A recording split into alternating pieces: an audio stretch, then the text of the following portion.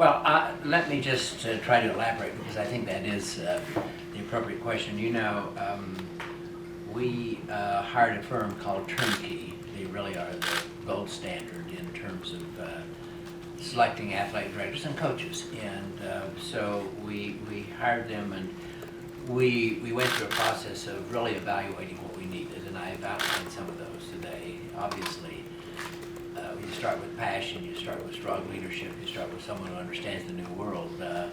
I'm not a digital native, he is and others are, and they really have found this pathway and been very successful with it. So we wanted to identify someone in that quadrant. We then, and Turnkey did a wonderful job. They really presented us with a lot of different options.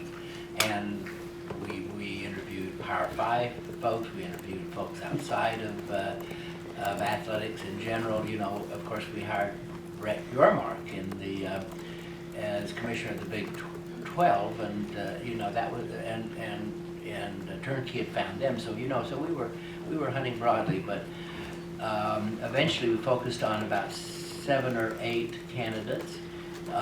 Rob Alsop, Oliver, and I zoomed with those.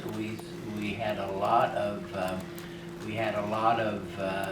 input from a number of folks, and I personally had a lot of input from many of the people that I worked with over the years. We narrowed it down to 3.